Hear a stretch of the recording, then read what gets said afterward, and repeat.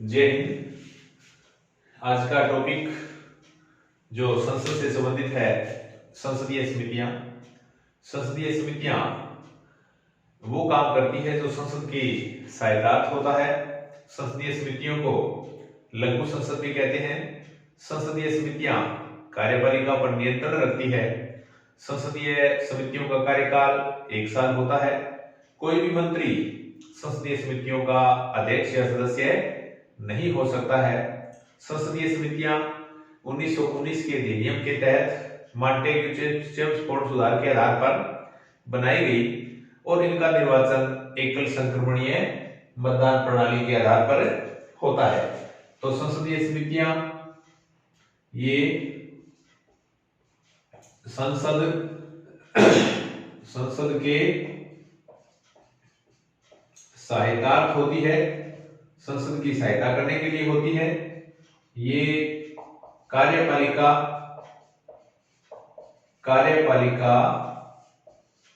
पर नियंत्रण रखती है। संसदीय समितियां कार्यपालिका पर नियंत्रण रखती है। संसदीय समितियों को लघु संसद कहते हैं। इन्हें लघु संसद भी कहा जाता है। ये 1919 के अधिनियम के तहत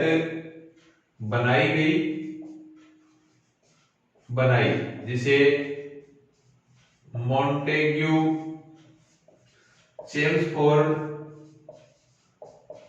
चेम्स्फोर्ड सुधार कहा जाता है। संसदीय समितियां 1919 के अधिनियम के तहत बनाई गई। इन्हें मॉन्टेग्यू चेम्स्फोर्ड सुधार भी कहा जाता है। संसदीय समितियों का कोई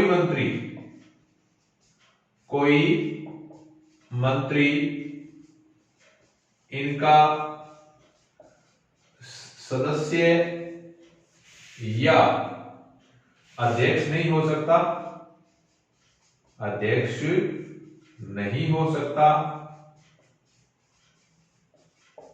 कोई भी एक मंत्री है तो वो संसदीय समितियों का न तो मेंबर बन सकता है और न ही उनका अध्यक्ष बन सकता है।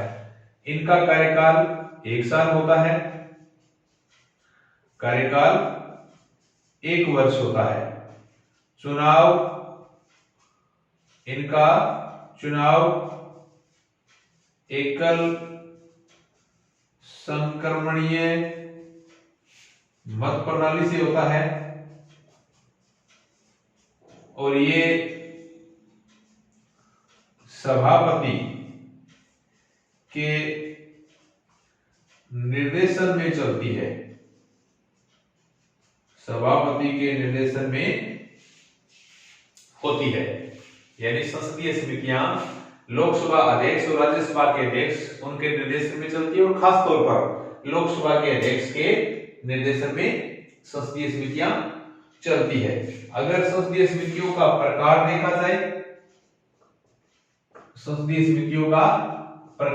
जाए, तो संसदीय समितियां 2 प्रकार की होती है। एक होता है तदर्थ को अस्थायी कहते हैं। कुछ विशेष परिस्थितियों के कारण, विशेष घटनाओं के कारण, विशेष बिंदु पर विचार के लिए बनाई जाती है, उन्हें तदर्थ कहते हैं। और दूसरी समितियां होती है स्थायी समिति। कुछ अडोक होती है, तदर्थ बोलते हैं, और दूसरी स्थायी समिति होती है। जैसे तदर्थ परवर समिति, परवर या ये संयुक्त परवर समिति होती है। परवर समिति या संयुक्त परवर समिति होती है। जांच समिति भी इसी का एक पार्ट है। परवर समिति या संयुक्त परवर समिति होती है। जांच समिति जांच समिति और सलाहकार समिति, सलाहकार समिति, ये समितियां मैंने अस्थायी समितियां बताई है। स्थायी समिति अब आगे बताने जा रहे हैं। समिति दो प्रकार की होती है, एक अडोक होती है जो विशेष बिंदु पर विचार करने के लिए बनाई जाती है, दूसरी स्थायी समितियां होती है। स्थायी समितियों में अलग अलग डिवाइडेशन होता है। स्थायी समितियों में वित्त समिति कौन सी होती है और जांच समिति कौन सी होती है, निरीक्षण समिति कौन सी होती है और विधान समिति कौन सी होती है, सदन की समिति कौन सी होती है, ये अलग अलग समितियां चलती है। अगर देखा जाए स्थायी समिति, हम चर्चा करने जा रहे हैं स्थायी समिति की।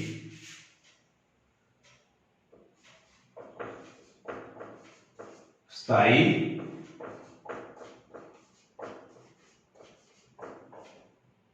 समितियां, स्थायी समितियां ये परमानेंट होती है, ये अलग अलग डिवाइडेड होती है। स्थायी समितियों में अगर पहले देखा जाए तो वित्तीय समितियां, वित्तीय समितियां। अब वित्तीय समितियों में पहली है लोक लेखा समिति। वित्तीय समितियों में एक है लोक लेखा समिति, दूसरी है प्राक्कलन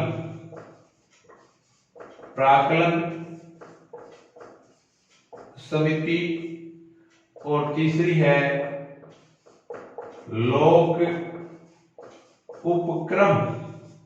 लोक उपक्रम को सार्वजनिक उपक्रम समिति भी कहा जाता है। यानी स्थायी समिति बताने जा रहे हैं। स्थायी समिति का अलग अलग डिवाइडेशन है। वो स्थायी समिति कौन सी होती है, जो वित्तीय समितियां होती है। तीन समिति वित्तीय समितियां होती है, लोक लेखा समिति, प्राक्कलन समिति, लोक उपक्रम या सार्वजनिक उपक्रम समिति। दूसरी होती है विभागीय समिति। विभागीय समितियां, ये स्थायी बताने जा रहा हूं। स्थायी का पहला प्रकार था वित्तीय समितियां। वित्तीय समिति तीन बताई, लोक लेखा, प्राक्कलन और लोक उपक्रम समिति। पहली वित्तीय है ख, दूसरी है विभागीय समितियां। विभागीय समितियां वर्तमान में 24 है। टोटली कितनी है? 24 है। ये 1989 में इन पर विचार किया गया। 1991 में 17 बना दी गई थी और 1993 में ये बढ़ा करके 24 कर दी गई। आज कितनी समितियां हैं? आज ये 24 विभागीय समितियां हैं। 24 विभागीय समितियों में 16 समितियां लोकसभा की है और 8 समिति राज्य सभा की होती है। 16 और 8 होती है। 16 समितियां लोकसभा की है और 8 समिति राज्य सभा की है। ये विभागीय समितियों की मैं चर्चा करने जा रहा हूं। 1993 में 17 थी और फिर बाद में 7 और जोड़ दी गई। 1993 में इनकी संख्या 17 थी और 2004 में 7 और जोड़ दी गई और अब यानी वर्तमान में ये 24 समिति है। दोबारा बताने जा रहा हूं, विभागीय समिति आज 24 है। 1989 विचार किया गया, 1991 में और 97-93 तक 17 थी, 2004 में 7 और जोड़ दी गई, वर्तमान में 24 है। 24 में देखा जाए तो 16 लोकसभा की है और 8 राज्यसभा की है, और सदस्य इनके सदस्य 31 होते हैं। 31 में 21 लोकसभा के होते हैं और 10 राज्य सभा के होते हैं। तो ये है विभागीय समिति, जो अलग अलग विभागों की है, बड़ी महत्वपूर्ण है, जरूर ध्यान रखें। वर्तमान में विभागीय समितियां 24 है। तो नंबर 2 आपको पाठ करवाया विभागीय समितियां। नंबर 3 है जांच समितियां। तीसरा प्रकार है जांच समिति। जांच समिति में अलग अलग विषयों की जांच के लिए बनाई गई समितियां हैं, उनकी चर्चा करने जा रहे हैं। ग में है जांच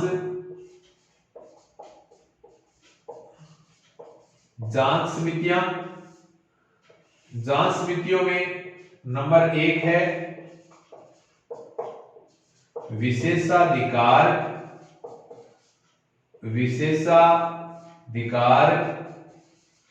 समिति। नंबर 1 विशेषाधिकार समिति। नंबर 2 है याचिका समिति। दूसरी याचिका समिति और तीसरी है आचार समिति। आचार समिति का मतलब है आचरण से संबंधित। तो ये 3 समितियां जांच से संबंधित है, विशेषाधिकार, याचिका, आचार या आचरण समिति। फिर है सदन की समितियां। नंबर 4 पर है सदन की समितियां। सदन की समितियां ये दोनों सदनों की अलग अलग होती है। सदन की समितियों में पहली है नियम समिति। नंबर 2 कार्य मंत्रणा समिति।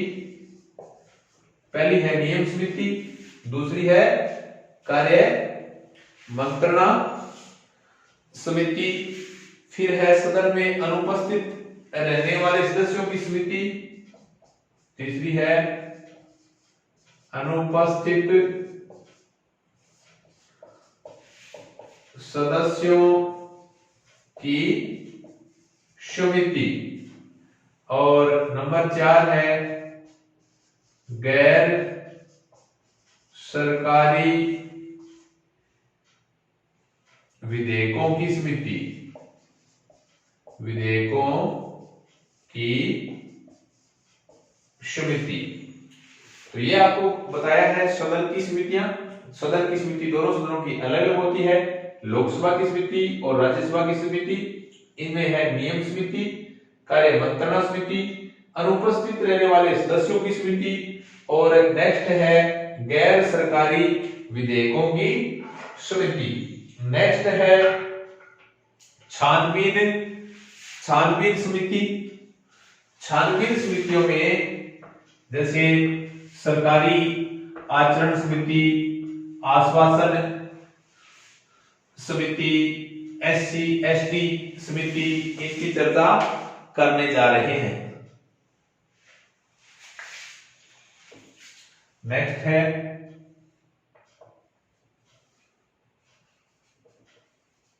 आचरण का मतलब छानबीन करने वाली। आचरण का मतलब छानबीन या परीक्षण करने वाली। नेक्स्ट है छानबीन समितियां। छानबीन समितियां निम्न है सरकारी आश्वासन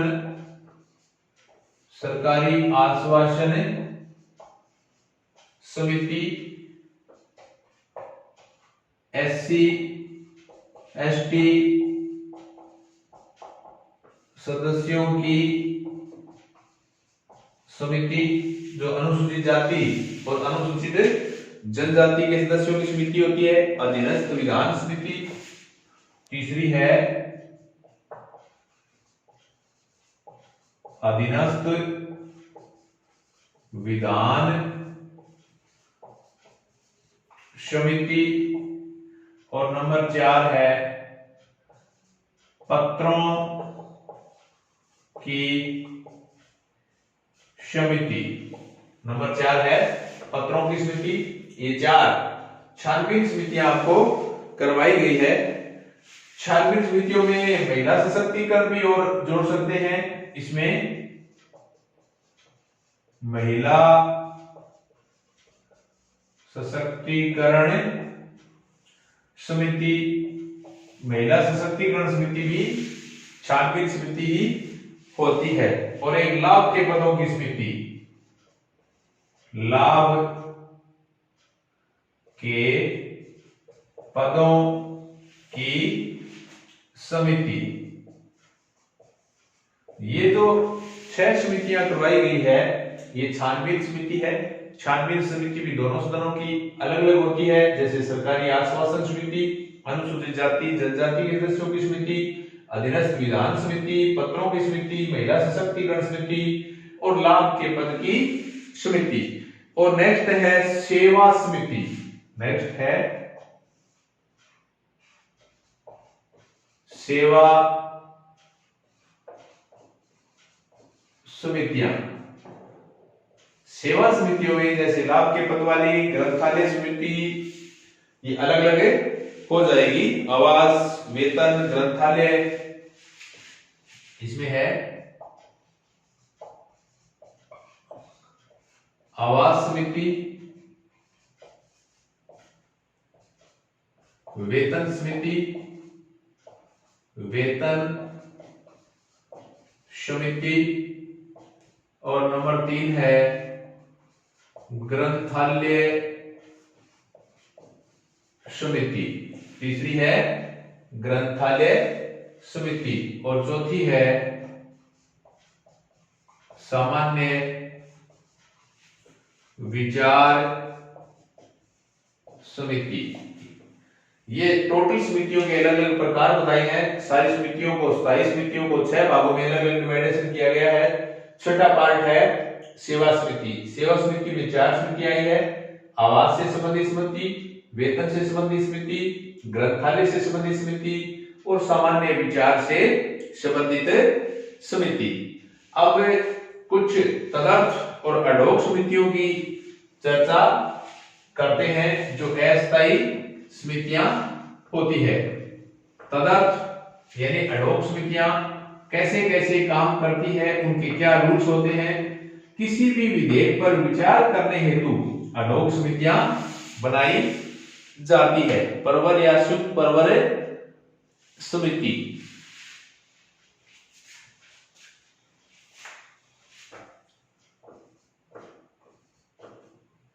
परवर या संयुक्त परवर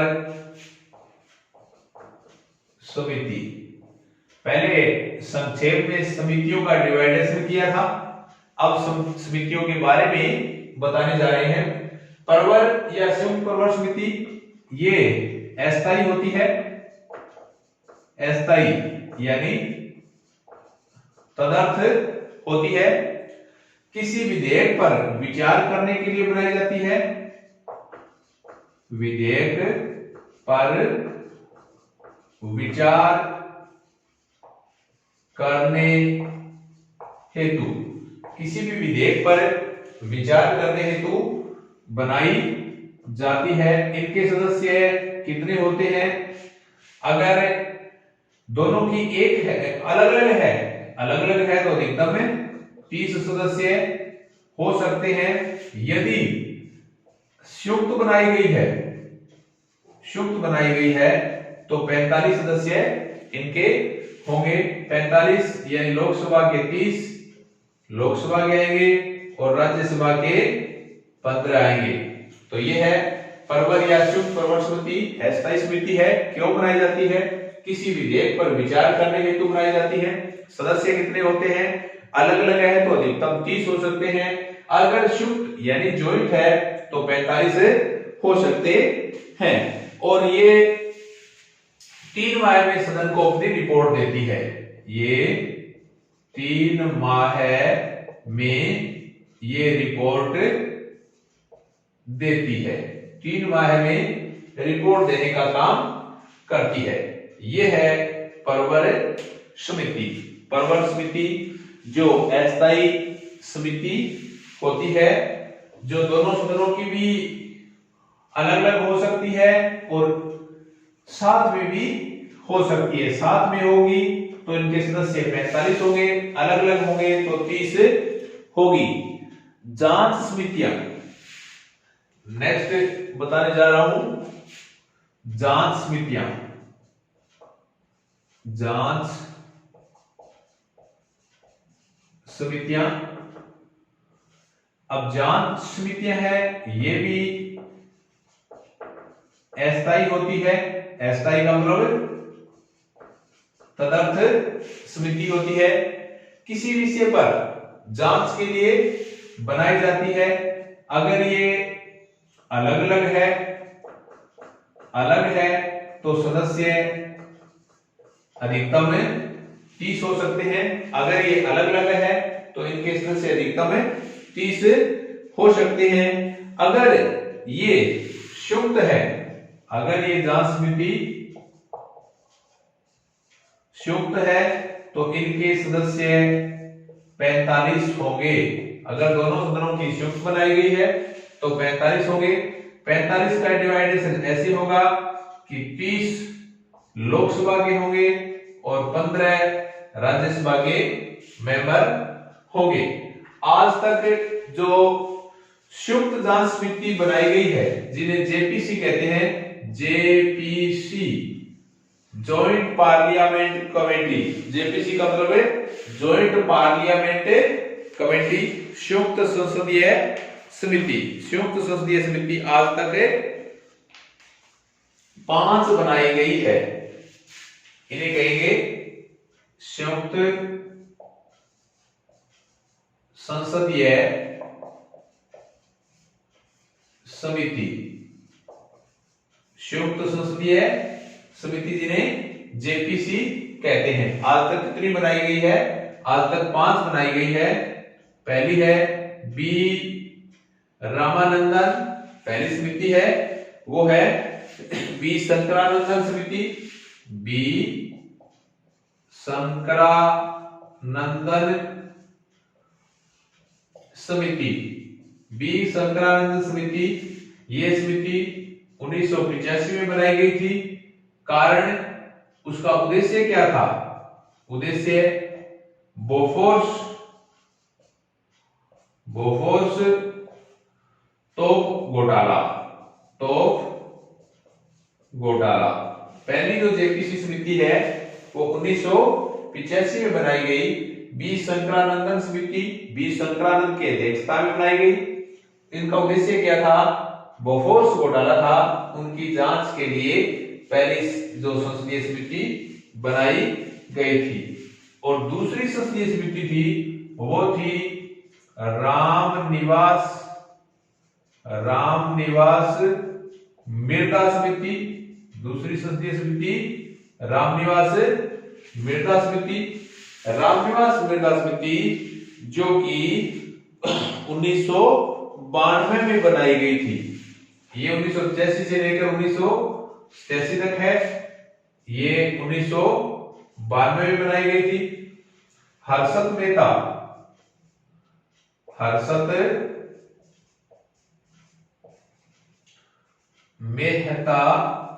स्टाम्प घोटाला यानी हर्षद मेहता स्टाम्प घोटाला की जांच के लिए रामनिवास मृदा समिति, मैं जेपीसी संयुक्त संसदीय समितियां बताने जा रहा हूं। पहली संयुक्त समिति संसदीय समिति है बी शंकरानंदन के अध्यक्षता में बनाई गई 1985 से लेकर लास्ट 1987 तक। उद्देश्य क्या था? बोफोर्स तोप घोटाला। दूसरी है रामनिवास मृदा समिति जो 1992 में बनाई गई। ये क्यों बनाई गई? हर्षद मेहता जो स्टाम्प घोटाला हुआ था उनके उद्देश्य से बनाई गई थी। और तीसरी है त्रिपाठी समिति। तीसरी है त्रिपाठी समिति जो प्रकाश मणि त्रिपाठी की अध्यक्षता में बनाई गई। तीसरी जो समिति है वो त्रिपाठी समिति। त्रिपाठी समिति है वो प्रकाश मणि त्रिपाठी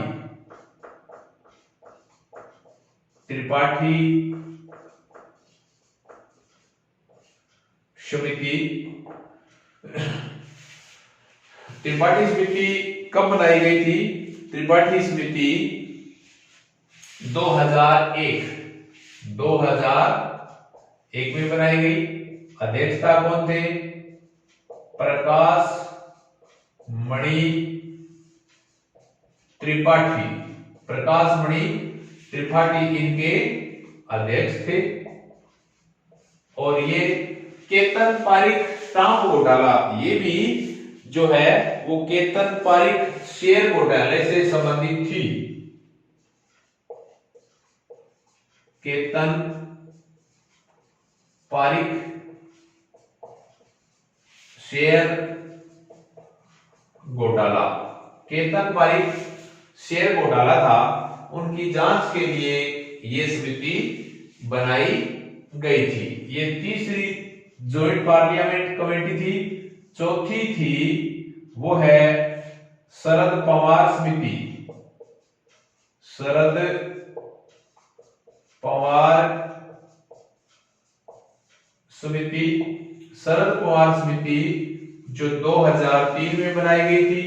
ये है शीतल पेय जांच, जो पेय पदार्थ है, जो शीतल पेय है, उनकी जांच के लिए ये समिति बनाई गई थी। और पांचवी है पीसी चाको। पीसी चाको समिति। पीसी चाको समिति जो 2011 में बनाई गई थी। और ये है 2G स्पेक्ट्रम। 2G स्पेक्ट्रम की जांच के लिए समितियां बनाई गई। तो ये है संयुक्त संसदीय समिति। आज तक 5 बनाई गई संयुक्त संसदीय समिति से जेपीसी कमेटी कहते हैं। पहली संयुक्त संसदीय समिति बी शंकरानंदन की अध्यक्षता में बनाई गई 1987 में। क्यों बनाई गई थी? बोफोर्स तोप घोटाला। दूसरी रामनिवास मृदा, उनके निर्देशन में बनाई गई 1992 में। ये केतन पारिक स्टाम्प घोटाले से हर्षद मेहता से संबंधित थी। और जो तीसरी जो समिति है, तीसरी समिति थी प्रकाश मणि त्रिपाठी समिति। ये 2001 में केतन पारिक जो शेयर घोटाला है उनसे। चौथी शरद पवार समिति 2003 में शीतल पेय की जांच के लिए बनाई गई। और पांचवी पीसी चाको समिति जो 2011 में 2G स्पेक्ट्रम से संबंधित बनाई गई। ये थी संसदीय समितियां। अब मैं जो 3 है वो वित्तीय समितियां करवाने जा रहा हूं। तो स्थायी समिति है वो बड़ी महत्वपूर्ण है। स्थायी समिति बार बार एग्जाम में स्थायी समितियों की चर्चा होती है। स्थायी समितियों में पहली है लोक लेखा समिति। स्थायी समितियां। स्थायी समितियों में जो नंबर 1 है लोक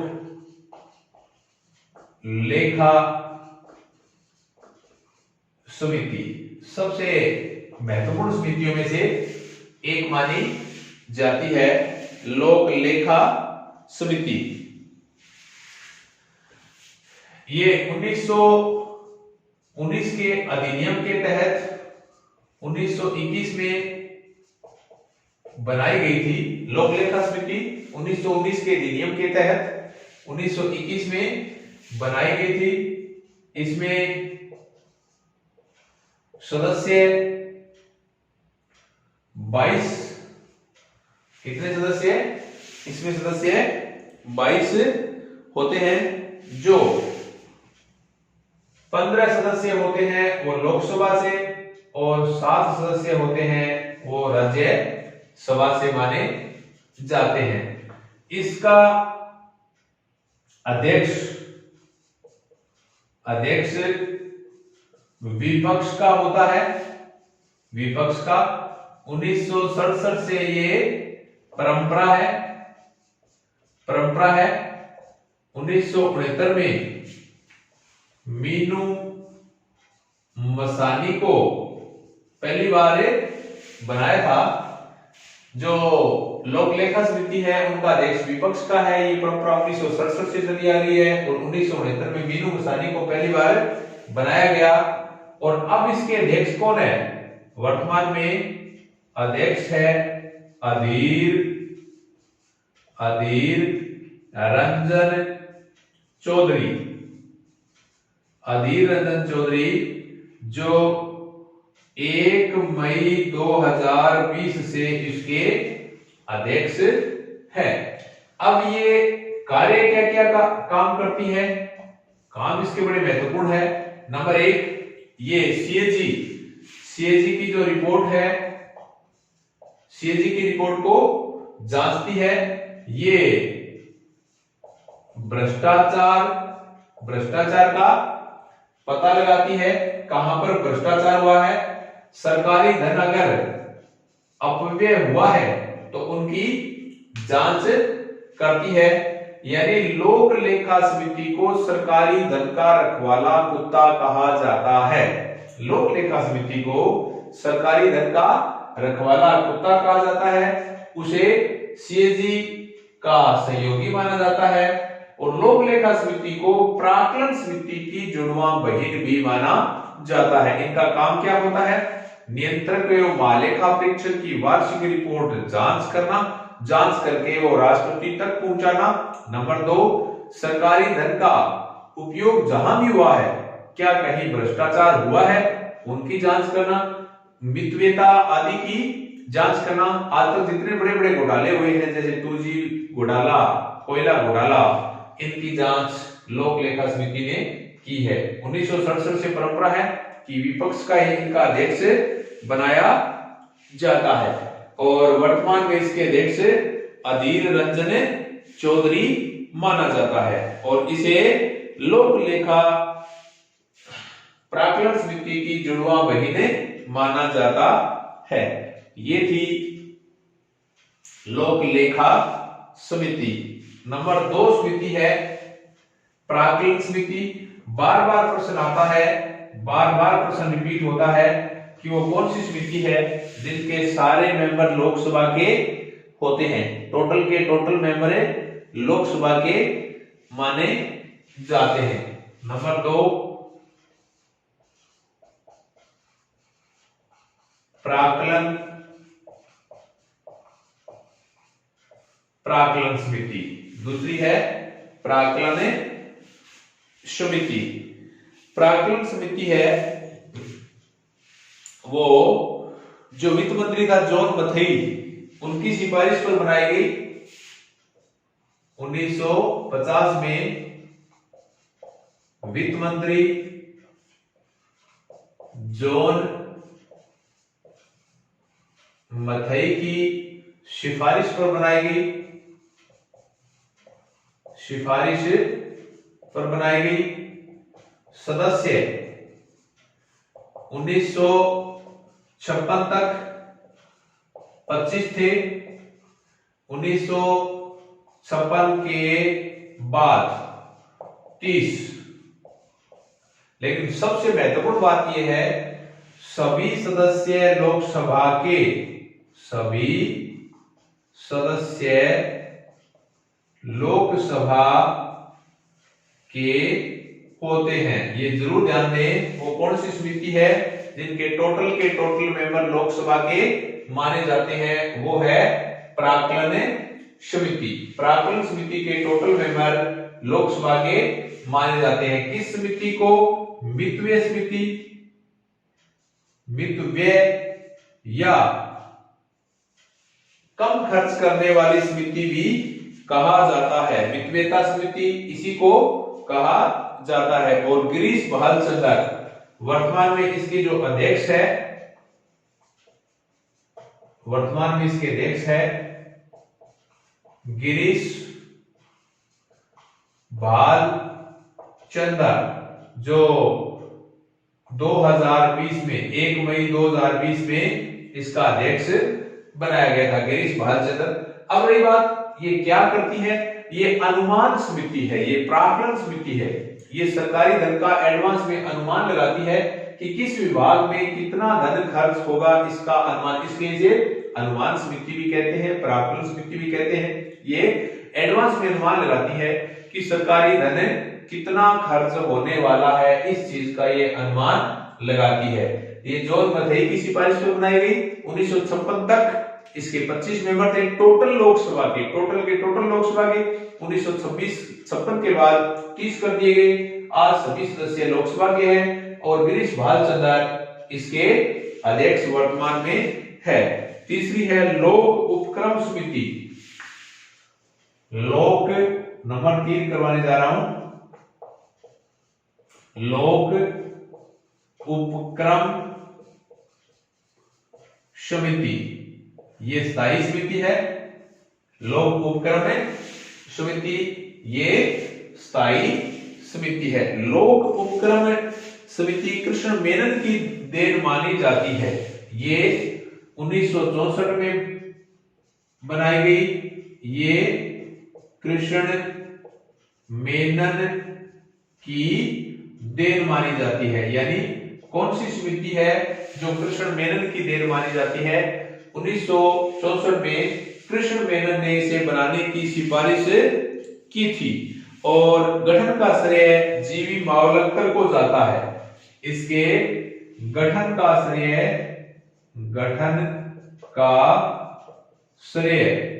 जीवी मावलंकर को इसके गठन का श्रेय जाता है। और 1974 से पहले इसमें 15 सदस्य थे और अब 22 है। सदस्य देखा जाए तो सदस्य अब कितने हैं? 22 सदस्य हैं। 22 में 15 लोकसभा के हैं और 7 राज्यसभा के हैं। लेकिन 1974 तक ये 15 ही सदस्य थे। 1974 तक इसके 15 सदस्य थे, 10 लोकसभा के, 5 राज्यसभा के। तो तीसरी महत्वपूर्ण समिति करवाई लोक उपक्रम समिति। लोक उपक्रम समिति 1964 में कृष्ण मेनन ने सिफारिश की थी। गठन का श्रेय जीवी मावलंकर को जाता है। सदस्य 1974 तक 15 थे, 10 और 5, 1974 में 22 कर दिया गया, 15 और 7। और वर्तमान इसके अध्यक्ष मीनाक्षी लेखी इसकी अध्यक्ष है। अब रही बात कि लोक उपक्रम समिति क्या काम करती है? जो भी सार्वजनिक उपक्रम है, लोक उपक्रम को सार्वजनिक उपक्रम भी कहते हैं। जो भी सार्वजनिक उपक्रम है, जैसे LIC हो गया, भारतीय खाद्य निगम हो गया, एयर इंडिया हो गया, ये सारे लोक उपक्रम है।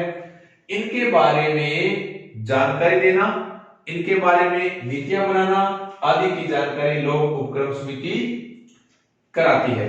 तो ये संसदीय समिति है।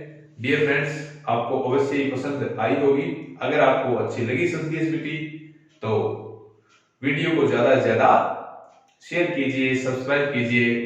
जय हिंद, धन्यवाद।